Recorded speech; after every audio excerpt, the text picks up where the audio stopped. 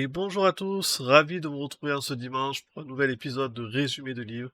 Alors aujourd'hui, je vous ai sélectionné un livre qui m'a particulièrement plu évidemment et qui, vous allez voir, la vidéo aujourd'hui va être assez courte puisqu'elle est un petit peu du même acabit que le livre en question, puisqu'il va s'agir de 37 nouvelles cumulées en fait, qui ont pour thème l'horrifique, c'est-à-dire l'horreur au sens général, tout en critiquant un petit peu l'humanité, les personnes, en fait, vous allez voir, c'est vraiment intéressant. Alors donc aujourd'hui, on va parler donc de Bruce Bégou, qui est un romancier et aussi un philosophe français plus ou moins connu et qui travaille notamment sur la phénoménologie. Donc qu'est-ce que c'est que la phénoménologie?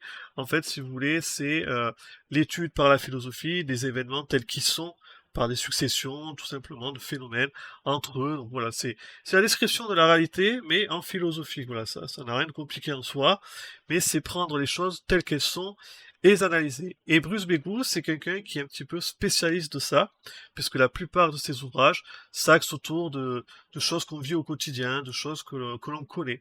Et en ça, je trouve que c'est très appréciable, notamment pour commencer la philosophie, parce que ça nous parle directement, ça nous raconte quelque chose directement. Donc aujourd'hui, son livre que j'ai choisi, c'est Sphex. Donc vous voyez un petit peu la couverture devant moi. C'est quoi? C'est un caddie qui est renversé. Alors, moi, la première fois que j'ai vu ça, je pensais qu'il s'agissait notamment, voilà, d'une critique moderne de la société avec le caddie qui est ainsi, donc pour dire qu'on consomme trop, que ça n'amène pas forcément à un état de bonheur en soi, mais en fait, pas du tout. Je sais pas trop pourquoi il a choisi cette couverture, mais en tout cas, ce qu'il y a derrière, c'est encore plus intéressant, encore plus sympa, parce que, comme je vous disais, ça va être un enchaînement de petites nouvelles qui font entre une demi-page pour la plus courte, et oui, une demi-page pour la plus courte, jusqu'à une dizaine de pages pour les plus longues. Donc vous allez voir, c'est un enchaînement permanent d'histoire, on passe vraiment d'un sujet à un autre, et ça, quand on aime l'écriture, on reconnaît à quel point c'est difficile. Donc l'auteur, il a vraiment voulu aller à l'essentiel. Pourquoi? Parce que par exemple, les personnages, au lieu de leur donner une psychologie, une âme, de vraiment les décrire comme ferait Balzac par exemple, il se contente de les appeler P, M, O, enfin, à chaque fois une lettre. C'est-à-dire que c'est pas ça qui l'intéresse, ce qui l'intéresse c'est ce qu'il décrit, ce qu'il analyse, et bien sûr, on va dire, ce qu'il critique derrière chaque histoire, tout en donnant un cadre horrifique. Alors donc, comme il y a 37 histoires, on va pas tous les faire évidemment, il me faudrait plusieurs heures, je vous en ai sélectionné trois que j'ai vraiment apprécié et qui, je l'espère, vont vous donner envie par la suite de les découvrir. Ce qui est intéressant avec les trois, c'est qu'elles sont totalement différentes en termes de scénarisation, en termes de contenu. Donc, on va partir dessus. La première, alors là je vous ai mis une personne qui est en train de faire un rêve, donc la première qui s'appelle Rêve prémonitoire, à chaque fois c'est le titre des chapitres. Donc Rêve prémonitoire, c'est l'histoire d'un homme qui a 40 ans, est marié, a des enfants, tout va très bien dans sa vie. Mais il se trouve qu'un jour il fait un rêve. Il a l'impression que sa mère va mourir ou est déjà morte, et il voit dans ce rêve aussi une sorte de d'homme sanglier, c'est pas très clair, un homme sanglier qui aurait tué sa mère. Alors évidemment il se réveille en sursaut, il est 23 heures minuit, et il sent que cette fois-ci, c'est pas juste un rêve classique, c'est peut-être un rêve prémonitoire. Rêve prémonitoire qui, je vous rappelle, veut dire quelque chose qui va se passer dans le futur. Alors il réveille sa femme, qui lui dit t'hallucines, ta mère elle va très bien, arrête de dire n'importe quoi, etc. Et il sent quand même qu'il n'arrive pas à s'endormir. Voilà, il sent qu'il y a quelque chose qui va pas. Sa mère, dans le livre, elle habite à 2 heures de route, dans une belle résidence sécurisée, voilà. Bon, il hésite un petit peu, et puis malgré l'avis de sa famille, il part quand même en pleine nuit, voilà, avoir le cœur net. Donc il roule pendant plusieurs heures, et puis il arrive finalement donc dans cette fameuse résidence sécurisée. Alors c'est en pleine nuit, donc forcément il doit réveiller le gardien, le concierge, il réveille au passage plusieurs locataires aussi, hein, parce qu'il est vraiment paniqué, et il a besoin de savoir ce qui se passe, et il peut pas se contenter de ce qu'il a vu. Donc le gardien râle, forcément, on lui dit mais non, rentrez chez vous, mais comme il insiste, quand même il monte à l'étage, et puis en voulant ouvrir la serrure, en fait sa mère elle ne répond pas, donc forcément, ça participe à son angoisse, et on est obligé d'ouvrir de force. Alors les autres locataires, ça fait du bruit, ils sont pas contents, ils commencent à l'insulter, à lui gueuler dessus, mais peu importe, lui, il a besoin de savoir. Donc il force la porte, il rentre dedans, il y a pas de vie, il appelle sa maman, il y a pas de vie, et puis finalement, il arrive dans sa chambre, il allume la lumière, et là, il voit sa mère sans vie, donc il commence à prendre peur, elle répond pas. Donc il s'approche d'elle, il prend son pouls, il essaie de lui parler, et effectivement, elle ne répond toujours pas. Donc force est de constater qu'il avait raison, sa mère est bien décédée. Donc là, il y a tout le monde qui est sous le choc, évidemment. Et puis il se rend compte, en repartant, en voulant appeler les secours, que au pied du lit de sa mère se trouve un bouquin. Un bouquin lambda, vous me direz, mais pas tout à fait, parce que sur ce bouquin, la couverture du livre, c'est un homme sanglier qui rigole. Donc en fait, la prémonition qu'il a eue, c'est quand il a vu cet homme sanglier, en fait, c'est ce qu'il y avait sur le bouquin. C'est peut-être ça qui l'a tué, on ne sait pas de quelle façon. Mais en tout cas, toujours est-il que celui-ci a un sourire sardonique, c'est-à-dire un petit peu méchant, il est content de la situation, et il fixe le protagoniste en question. Donc vous voyez, cette histoire très courte, elle est très bien ficelée, jusqu'au bout on se demande est-ce qu'il est pas en train de rêver, qu'est-ce qu'il va trouver derrière la porte, et moi ce que j'aime beaucoup c'est évidemment l'homme sanglier sur le livre qui sourit à la fin, je trouve ça absolument ironique, et très finalement très drôle malgré soi, même si c'est très ironique, on a mal pour le héros évidemment, pour le protagoniste je dirais, mais en soi je trouve que c'est très bien amené, très bien ficelé, et on voit là le talent de Bruce Begou. Donc la deuxième histoire, alors je vous ai pris une petite photo de manga, hein, c'est pas par rapport à DBZ ou Naruto. Là en fait c'est un homme qui prend le métro comme tous les jours, il travaille à Paris, voilà, il prend toujours la même ligne de métro, et un jour, comme il s'ennuie un petit peu, il s'amuse à analyser les gens, qu'est-ce qu'ils font dans la vie, qu'est-ce qu'ils peuvent faire, etc. Et il voit un adolescent qui a l'air là, un petit peu dans son coin, qui est en train de lire un manga. Forcément, il reconnaît le style de manga, et quelque part, cet adolescent lui a tapé dans l'œil, faut croire, parce qu'il a l'air vraiment absorbé par l'histoire qu'il lit, en fait. Il est là vraiment dedans. Donc il s'est dit, ah, ça faut ce manga, il doit être bien. Et il trouve le moyen de se mettre à côté du jeune homme pour s'asseoir. Donc, en fait, ce qu'il va faire, c'est qu'il va faire, et dites-vous bien, je pense, vous, comment on a tous eu cette idée de lire ce que lisait notre voisin, voilà, pour tromper un petit peu l'ennui, je pense que ça arrive à tout le monde, et il se met à lire au-dessus de l'épaule de son voisin, et en fait, ce que Bruce Begou va faire, c'est qu'il va nous raconter l'histoire de manga dans son propre bouquin, donc c'est un bouquin dans le bouquin, donc il nous raconte l'histoire de manga, et ça va plus loin que ça. L'histoire principale du manga en question se déroule aussi sur un quai de métro entre deux adolescents. Donc vous voyez, c'est la réalité dans la fiction. Et là, on sent le talent de Bruce Begou parce qu'il est en train, quelque part, de critiquer, de décrire la vie de l'homme, toujours monotone, etc., avec une histoire fictive.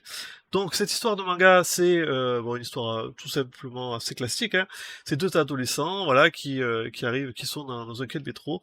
Mais un des deux, en fait, c'est un petit peu quelqu'un qui est renfrogné, qui est sur lui-même. C'est un petit peu un Dark Sasuke, c'est-à-dire tous les autres, on les méprise. Regardez ces gens qui prennent le métro tous les jours, des salarymen, hein, comme on dit au Japon. Bref, il est dans son coin, un petit peu lugubre, il veut parler à personne, il veut écouter non plus personne. Mais manque de chance pour lui, il y a un homme qui était visiblement un peu ivre ou quoi, qui tombe dans les rails, sur les rails du métro, voilà, qui est tombé à la dérive, et personne ne va pour l'aider, essayer de le remonter sur le métro, parce que je rappelle que le métro est en train d'arriver aussi, dans quelques minutes il arrive. Donc tout le monde regarde, personne n'agit, je pense que c'est une critique aussi de la réalité, hein. Donc personne n'agit, puis d'un coup, il y a un adolescent un peu plus téméraire, un peu plus courageux que les autres, qui va tout simplement aller sauter sur les rails et essayer de sauver cet homme-là. Il essaie de le soulever, et puis notre adolescent, qui est le héros de l'histoire, il est là en train de lui dire, ah mais pour qui il se prend, il veut jouer au héros, mais il reconnaît que c'est un camarade de classe qu'il connaissait quand il était plus jeune. Alors il se dit, pourvu qu'ils me reconnaissent pas, surtout pourvu qu'ils me reconnaissent pas, et pas de chance, comme l'autre a besoin d'aide, il regarde tout autour de lui, personne ne bouge, et il reconnaît notre héros de manga, et alors là, il lui dit, viens m'aider, viens, machin, viens absolument m'aider, j'ai besoin d'aide, tu vois pas que j'ai besoin d'aide, alors tout le monde le regarde, et forcément, sous la pression sociale, il va pour l'aider. Donc, nos deux protagonistes, héros du jour, arrivent à tirer, malgré eux, parce que c'est vraiment dur, et à mettre à l'abri l'homme, mais le problème, c'est qu'ils n'arrivent pas à remonter, en fait. Et comme le métro est en train d'arriver, là, il arrive à quai, hein, donc là, ils se rendent compte tous les deux qu'ils sont piégés et qu'ils vont peut-être y passer. Donc plutôt que d'essayer de remonter qu'ils n'y arrivent pas, ils s'enfuient, ils sont en train de courir à travers les rails, le métro arrive d'un coup, ils courent après le temps, après la vie, parce que hop là, ils sont obligés d'essayer de sauver leur peau. Et il se trouve que, arrivé vers la fin de l'histoire, la personne qui tenait le manga dans les mains ferme le manga et s'arrête en fait, son arrêt est là. Donc forcément, énorme frustration de notre protagoniste du jour, là, qui cette fois est dans la vie réelle, qui veut savoir ce qui s'est passé, qu'est-ce qui s'est passé à la fin. Alors il essaye de rattraper l'adolescent, il essaye de voilà de trouver des mécanismes, mais évidemment ça ne marche pas. Hein, il est obligé de reconnaître que celui-ci s'en va avec son histoire. Évidemment, il est totalement énervé, ça lui pourrit sa journée, et finalement, il a cette espèce de frustration en lui qui va traîner. Et je pense que l'auteur, ce qu'il a voulu nous raconter à travers cette histoire, c'est que lui-même, la personne qui a lu l'histoire, en fait, il est dans le même cas, c'est-à-dire à prendre le métro tous les jours, et il aurait sûrement pas fait ce qu'il avait fait dans le manga.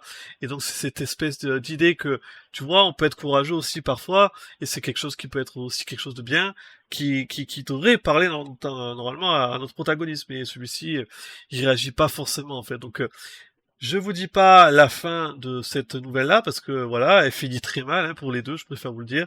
Mais en tout cas, c'est une de mes préférées, c'est le fait d'avoir écrit une histoire dans une histoire fictive, je trouve ça assez génial, et puis forcément, même si ça finit mal, c'est très drôle au final, et puis on peut tous se reconnaître.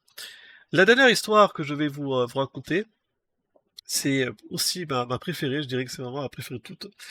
Donc, je vous ai mis des poupées géantes derrière, là, qui sont un petit peu bizarres.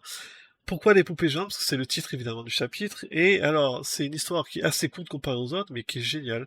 Donc c'est un homme, un médecin légiste, qui est divorcé et qui un jour se retrouve avec la garde de sa petite fille qui a 6-7 ans. Et manque de chance pour lui, il a pas réussi à trouver quelqu'un. Il sait pas quoi faire d'elle aujourd'hui et il doit aller travailler malgré tout. Donc en fait, il hésite un petit peu et puis il se dit finalement je vais prendre la petite pour aller au boulot. Boulot qui, je vous rappelle, concerne ben, une morgue, hein, parce qu'il y a des morts tout autour. Il doit travailler sur des cadavres, il doit faire ce qu'il a à faire dessus. Donc c'est quand même assez morbide, n'est-ce pas? Donc, il emmène la petite fille au travail, il a de la chance, personne n'arrive à le voir. Toutes les histoires de Bruce Begou, elles sont particulièrement bien décrites au niveau de l'action, par contre. C'est en ça qu'on reconnaît son talent. Donc, il arrive à son travail, et puis il dit à sa petite fille, voilà, il lui invente une histoire, il dit que c'est des poupées géantes, en fait, qui sont au travail, et que papa doit travailler dessus.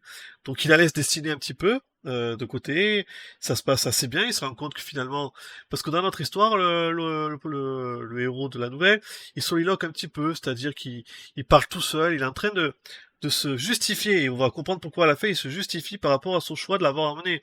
Il fustige un petit peu les gens en disant, ouais, regardez, ils ont dit que c'était une mauvaise idée, mais en fait non, c'est eux qui sont en tort finalement. Donc pendant qu'il travaille, la petite, elle lui pose des questions, pourquoi il y a ces gens, pourquoi il y a ces poupées, qu'est-ce que fait papa? Alors lui, il se prend un petit peu au jeu, il lui raconte des histoires, puis en fait, il lui raconte un petit peu certains détails qui sont vrais, bien sûr, et il explique que papa, voilà, doit travailler sur ça, que les gens, ils ressentent rien, etc., etc. Et la petite fille, elle est vraiment intriguée par ça, elle trouve ça assez dingue, hein, elle trouve ça assez génial, et donc il arrive à faire passer la journée bien malgré lui, hein, malgré le fait qu'il a pas pu la faire garder. Et donc à la fin, la petite fille lui donne un dessin représentant papa avec un scalpel, voilà, qui découpe des poupées, n'est-ce pas? Donc lui, ça le fait rire, il trouve ça mignon. Puis il se dit finalement, j'ai bien fait de l'emmener, les gens, ils étaient en tort, vous voyez, ça s'est passé très bien. Et quelques jours après, la petite fille, elle s'est dit, tiens, elle a pas oublié ce qu'elle a vu, et elle était en récréation, donc là on est dans le primaire, bien sûr, elle était en récréation, et puis, avec un de ses copains de classe, elle lui a demandé, on va jouer au docteur, comme papa. Là, vous voyez venir la chose. Elle a pris les ciseaux, elle a fait installer le petit sur la table, et puis elle a voulu faire comme papa, qui disséquait des cadavres. Pouf, elle a planté les ciseaux dans le cœur, et l'enfant est mort.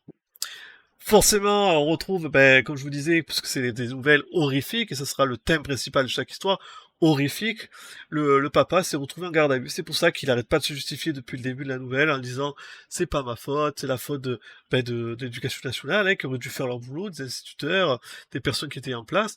Moi, j'ai rien fait de mal, en fait. Et tout ce long où il va justifier, tous ces longs moments où il va se justifier, on se demande mais pourquoi? Et en fait, tout simplement parce qu'il est en garde à vue, et que là, ben, il est accusé tout simplement de ne pas avoir fait les choses de manière correcte, et il n'aurait pas dû emmener évidemment la petite fille dans ce genre d'endroit. Ce qui est intéressant avec cette histoire, c'est que l'homme qui est médecin légiste, qui a quand même un certain statut, un certain cadre, eh bien, refuse d'entendre la vérité. Et pour lui, c'est pas possible, c'est pas audible. C'est forcément la faute des autres, en fait. Et il pense même pas à sa petite fille qui a subi un traumatisme, finalement. Non, non, lui, il savait très bien ce qu'il faisait, et ça peut pas être sa faute. J'ai trouvé cette histoire intéressante à cause de ça, et puis parce que, effectivement, On se demande, quand on doit faire garder un enfant, une petite fille, un petit garçon, est-ce qu'on doit l'amener sur n'importe quel lieu? Quand ça dépend du travail qu'on fait. Il y a toute une question d'ordre moral qui se joue là-dessus. Alors là, il a pris la mort parce que c'est horrifique et forcément ça donne du piquant à l'histoire, mais on peut se demander au final, au quotidien, est-ce que c'était forcément une bonne idée? Voilà, de pas lui avoir dit la vérité, par exemple. Peut-être que la petite fille aurait compris. Là, le masqué avec des poupées géantes, elle a vraiment cru que c'était des poupées et qu'elle pouvait le reproduire. Voilà, c'était 3 histoires, mes 3 histoires préférées. Il y en a 37, alors forcément elles sont, pour faire une critique, résumée du livre, elles sont plus ou moins inégales entre chaque histoire. Vous en aurez certaines qui sont plus intéressantes que d'autres, mais en tout cas, l'auteur écrit très bien, il nous tient en haleine à chaque fois. Et puis c'est au niveau du vocabulaire, c'est vraiment très bien écrit, hein. C'est-à-dire que c'est toujours avec des mots soutenus. On a aussi des mots qui proviennent du vocabulaire de la philosophie. Et je trouve que pour une entrée en matière, si vous avez un petit peu peur de lire des livres qui sont un petit peu ésotériques, qui sont un petit peu, voilà, qu'on a un petit peu peur de un peu sibylle, c'est-à-dire qu'ils sont un peu sombres, on comprend pas tout, eh bien, c'est un bon moyen de démarrer avec ce livre-là, Sphinx qui est pour moi peut-être un des meilleurs de l'auteur en termes littéraires. Pourquoi? Parce qu'écrire des nouvelles très courtes, ça demande beaucoup de talent. C'est très dur de passer d'une histoire, de créer une histoire et de passer de l'une à l'autre comme ça. Je trouve ça très difficile. Et l'auteur, il réussit très très bien. Donc voilà, si vous aimez les histoires d'horreur, si vous aimez la belle écriture avec des petites nouvelles et pas des romans de 400 pages où on parle toujours de la même chose, avec des héros principaux, si vous aimez, voilà, passer d'un personnage à un autre rapidement et juste vous faire plaisir, eh bien je pense que c'est un livre vraiment à essayer. Vraiment, c'est un très très très bon livre. Et l'avantage, c'est que même si vous n'avez pas beaucoup de temps pour lire, eh bien vous pouvez lire 2 ou 3 ou 4 nouvelles à chaque fois. Vous allez voir, ça va très vite. Vous n'avez pas besoin de tout lire d'un coup comme j'ai pu faire. En tout cas, c'est vraiment un livre que je recommande fortement. Et j'espère, pour ceux qui le prendront, que ça vous plaira. Voilà. Donc voilà, c'est fini pour moi. Moi, je vous souhaite une très bonne journée. Et puis je vous retrouve la prochaine fois pour une autre critique, un autre résumé du livre. Voilà. Ciao.